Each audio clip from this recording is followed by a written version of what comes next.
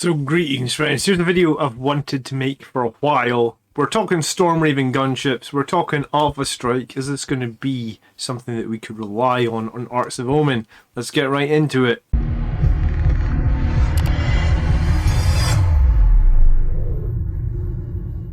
So this was a fun video and one I've been waiting for a while to do, and also maybe I've been waiting a while to feel a Stormraven Gunship. Anyway, let's dive in and see if the return of air support is something that is going to be viable in Arks of Omen. Let's start with the Stormraven Gunship. We're down to 260 points now, and let's not jump ahead a slide. Let me tell you why I think it is good, I guess. So it is cool now because of its transport capacity. It transports 4 Centurions or 6 Terminators. Basically 12 Blood Angels infantry units, but that's what that fits. That can also fit 6 jump pack units, so Dante plus 5 Sanguinary Guard. When I used to run it, this is what I used to put inside it. We also get to carry a Dreadnought. There's multiple Dreadnoughts that are good. It's important to know that the Dreadnoughts have to have wounds characteristic of 12 or less. I said that wrong, but that is correct. So it cannot take Primaris models or Dreadnought models that have wound characteristic of 13 or more. So basically you're limited to a Contemptor / Relic Contemptor or the Chicken Dreadnoughts. And we talk about those small little ones. I guess you could have Death Company Dreadnought, you could have a Furioso Dreadnought, Librarian Dreadnought, Ironclad. There's more Venerable Dreadnoughts. I like the Ironclad. I think it synergizes with Blood Angels. It's toughness 8. I think it does more damage reliably than Death Company Dread, but I actually did a video on Ironclad versus Death Company, and they're like tomatoes. There's very little in it. I guess you could check that video out. You'll find it on the YouTube channel, or just search Death Company v Ironclad. I'm about the only person that does all these comparison videos for Blood Angels. What's the survivability for the Stormraven? And this is the big problem, right? And it was a problem before, and arguably it's still a problem now. It's toughness 7. It has 14 wounds with a 3-up save, no invulnerable. It does have -1 to hit from range attacks because it is hard to hit. It will have that on the turn it arrives from Deep Strike. So it's only toughness 7 and it's only got a 3-up save, 14 wounds. So it can be focused and killed pretty quickly. The problem we had before was it always going to start on the board because no one in their right mind was going to pay 2 CP plus CP for stuff inside it to reserve it. Whereas now, with the free reserves, or the reserves not costing any CP, not free, sorry, that might be confusing for some people. Reserves do not cost command points anymore. They still cost the points of the unit. With a free command point cost on reserves, reserving one of these, or even multiple of these, could actually be viable. What's it got for shooting? Well, I recommend that you take the Twin Heavy Plasma Cannon. The Plasma Cannon is heavy 2d3, strength 8 -3 damage if you overcharge it. Strength 7 -3 2 damage if you do not.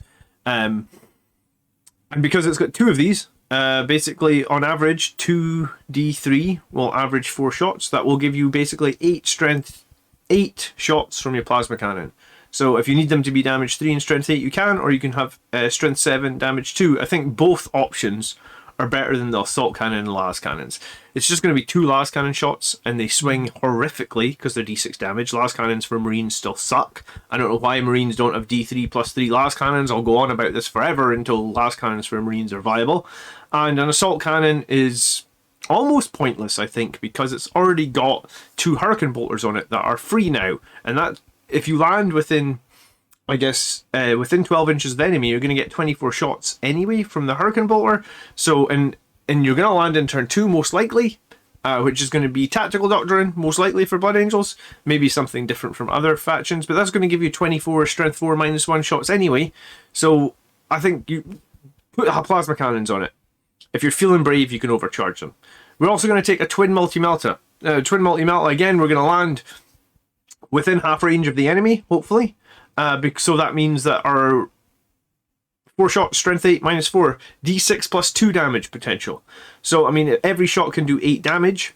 8 times 4 is 32, plus 8 times 3 that we already got before, so that's 24. So potentially you're looking at 56 damage at this point. We then have 2 Stormstrike missiles. They're strength 8 -3, 3 damage. These things have got crazy 72 inch range. I don't know why you would need that, but that's what they got. So what did I say? 56 damage plus another 6 from that. So that takes you up to 62, and then your 2 Hurricane Bolters. If you land within rapid fire range, that's 24 shots. Add that to the 62. Technically, this thing can do 86 points of damage in a turn.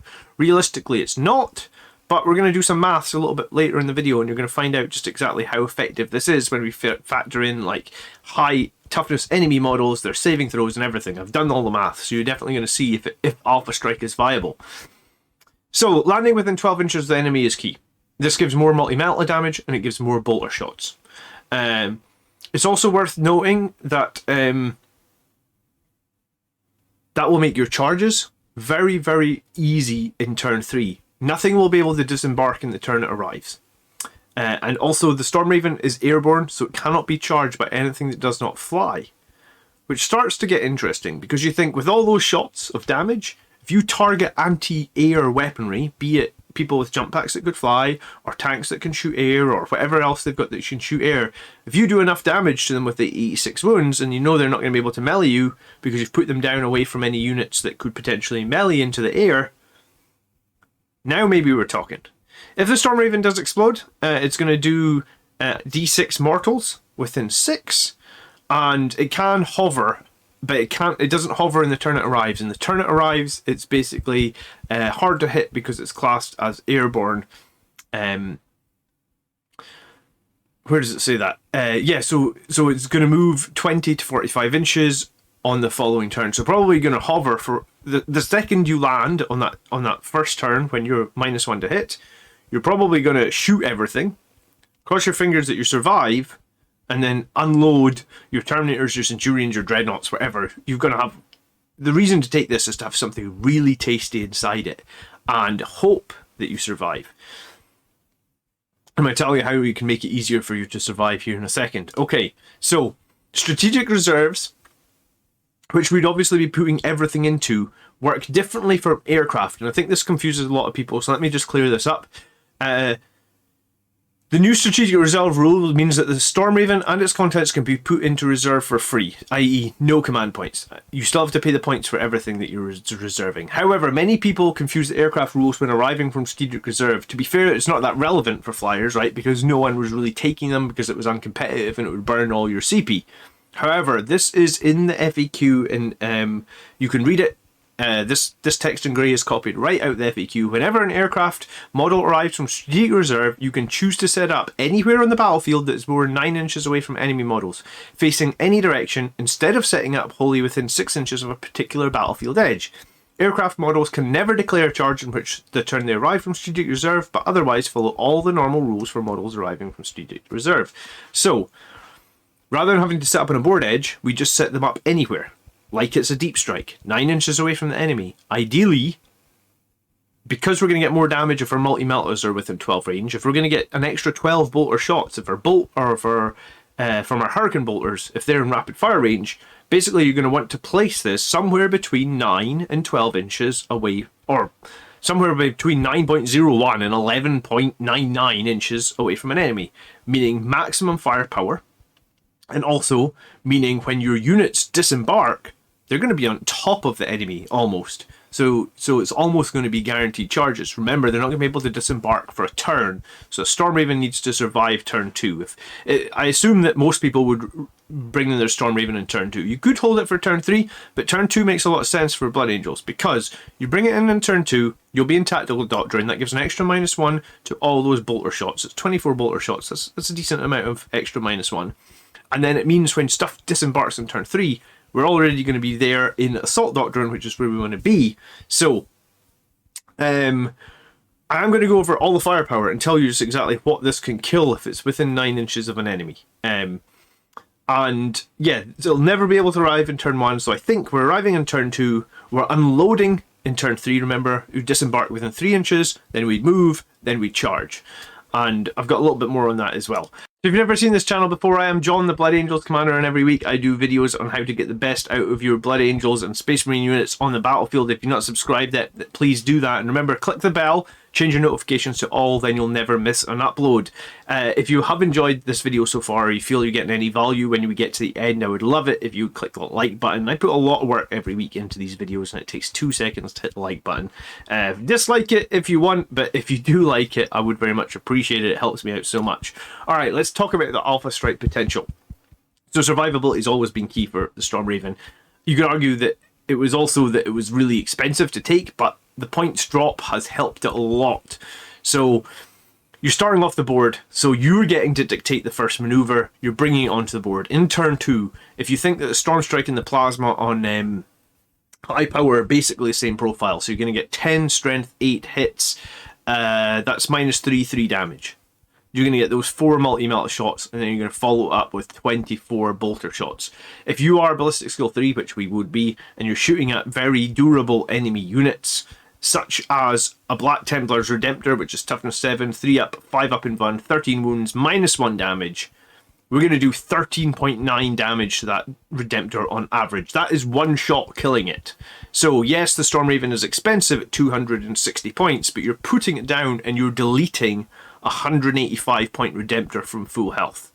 And the Redemptor would be a good thing to delete because it's obviously got like a plasma cannon and it's got those rocket pods, so it's actually got some good anti-air fire. So putting it down within 9 inches of an enemy Redemptor, the Redemptor is gone on average. Obviously dice roll swing, in every game dice roll swing, but even if it didn't kill it, let's say it leaves it on 1 wound, then you're -1 to hit on the Stormraven because you're hard to hit, so the enemy Redemptor is now hitting on 6s. I think we'd probably survive a shooting phase if that's the only thing shooting at it.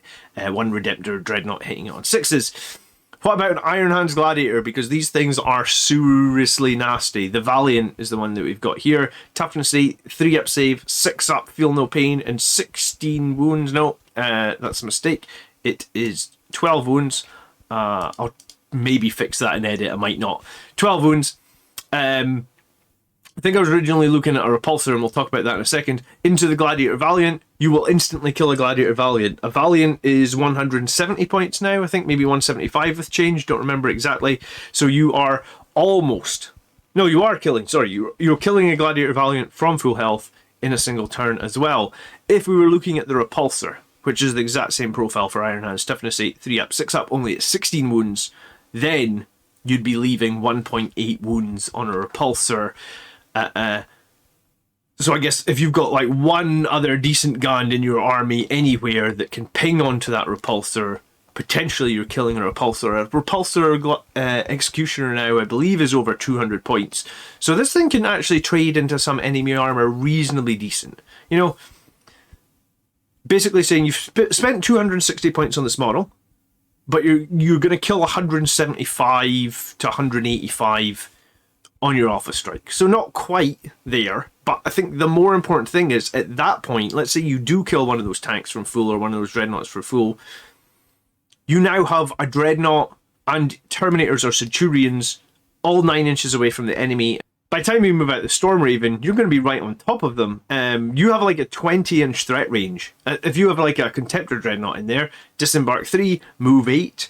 I guess if you rolled a double 2 on your charge, so it was a 5-inch charge, that's like an 18-inch. So a double 2 on your charge roll, you've got an 18-inch threat range out of the Stormraven Gunship. It's pretty nice. So, assuming that we can actually use the Stormraven to inflict a decent blow on the enemy, combined with any other firepower we have in our army, then I'd recommend maybe the way to do this would be Psychic Fortress or Shield of Sanguinius. This must be the one case where Shield of Sanguinius might be better, because you could hang your Psyker further back and you could cast Shield of Sanguinius on it. Shield of Sanguinius has an 18-inch cast and it doesn't require line of sight, so you could hide a Psyker.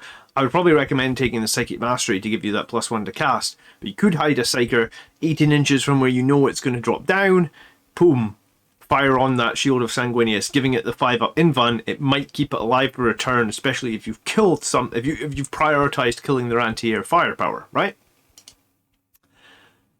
Charge Assault Doctrine. So, assuming that happens, we're 9.01 inches away.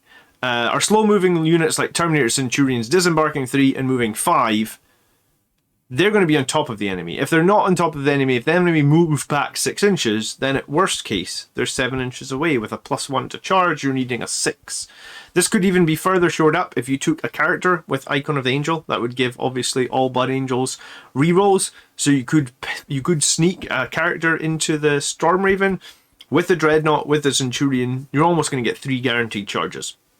There's not many ways for Blood Angels to get guaranteed charges in the current meta. This could be one. You do rely on that Stormraven surviving one turn, but it's an interesting proposition. I think it might be a bit of a gatekeeper list in that, like, some armies, like Iron Hands, might be able to just deal with this. But I think some armies, like I sometimes play Orcs, I feel like Orcs don't have a lot of ways to deal with flyers. So I think if I'd given it an invulnerable save and I'd landed and I'd shoot all my weapons at the Orc anti-air firepower, I think I might be all good. Like, I think this could actually just win the game because of the power of the Stormraven. If you put jump yak units in the Stormraven in turn 3, then they have basically like 20-inch threat range is super reliable because you're talking like a 3-inch move, a 12-inch jump, a 5-inch charge, like I said, a double 2 or something on your charge roll, and you're in already. So some of the options I see are like 3 Centurions, 5 Terminators, 5 jump units, plus a character. You'd want the character if you wanted to include Icon of the Angel or something like that. Interestingly, this could be a great way to deploy like a Smash Captain or that super cheap chapter champion that we don't often see. And Quake Bolts might be cool here, especially if you're running Terminators or Centurions, because Quake Bolts +1 to hit would really, really help out the Centurions with obviously hitting on 3s, no rerolls, and also they would help out your Terminators because they're -1 to hit, assuming you've taken Chain Fists or Thunder Hammers, which you probably have because those things are very tasty now. Even if you've got Lightning Claws hitting on 2s is no bad thing. For your Dreadnought, because surely dropping a Dreadnought here really makes the opponent worried, right? Like, their opponent really has to think about if they're going to have like one of the deadly Dreadnoughts in their lines, and there's almost nothing they can do to counter this, right? They have to kill the Stormraven, so if you make that very difficult for them to do, then all of a sudden you've got interesting proposition in your hand. My personal preference, I think, is the Ironclad, because his Chain Fist is strength 12 -4 2d3 damage, and it's flat 6 against vehicles. It's hitting on 3s and rerolling 1s if you're armed with a second combat weapon. So if you basically hit the target with Quake Bolts, you're going to get 6 attacks, hitting on 2s, rerolling 1s, and they're going to wound on 2s. And if it's an enemy vehicle, I mean, that could do 36 damage.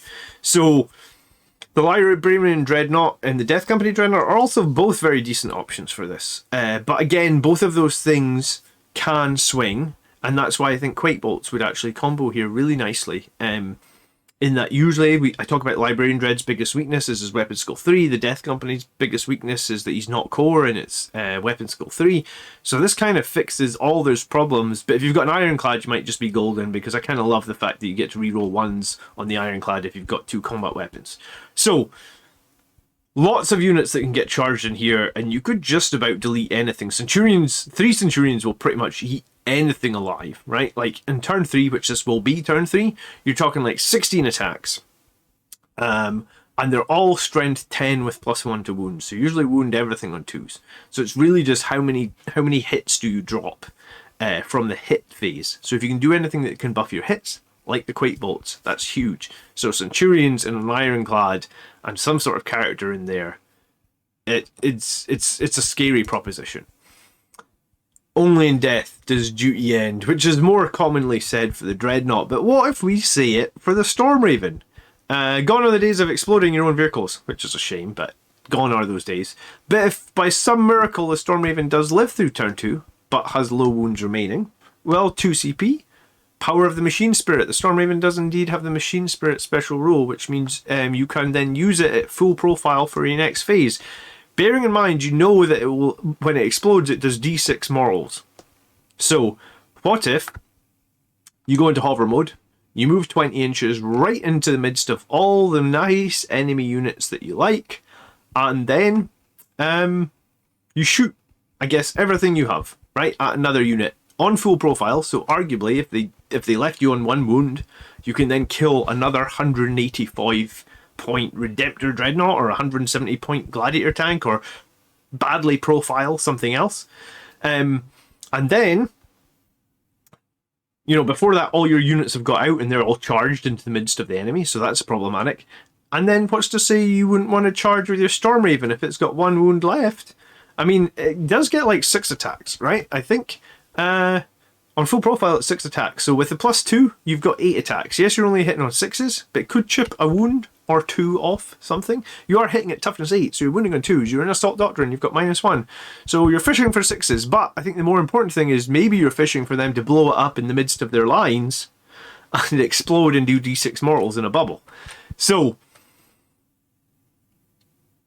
Stormraven. I have one. I haven't run it for a very long time. In fact, this flight stand is broken, but I think what I'll do is I'll get out some glue and I will fix the flight stand, and I will be putting my Ironclad and I think some Centurions or Terminators, because I think both are good inside it. I think the Centurions is more interesting because Terminators could just deep strike like normal, so the argument would be like, why risk them in a Stormraven? So Centurions and then a character or something like that. A 55-point chapter champion really shouts out to me. Another interesting trick that I probably didn't think of when I was making this video, but I've thought of it now, would be, if you are putting a chapter champion and 3 Centurions and a Dreadnought inside it, that means when it explodes, you're rolling, like if it explodes, if the enemy can kill it, you're rolling 5 dice, right? On every one, you lose a model. Now all of those models, I mean, the cheapest ones would be the chapter champion, I think at like 55, 60 points. You wouldn't want to lose any of those models to an explosion. That would be horrendous. So what if you put a company veteran squad in there, 2 veterans, armed with double chainsword. So then you're rolling 7 dice, but if any runs come up, you just lift off a 20-point company veteran who's got double chainsword. I think company veterans are the only squad that can be 2-man and I guess double chainsword. I always think it's stupid to give company veterans bolters. For Blood Angels, they don't kill anything with their bolters. So the only time bolters are going to be good is when you've got like that 24 shots in the Hurricane bolter with -1.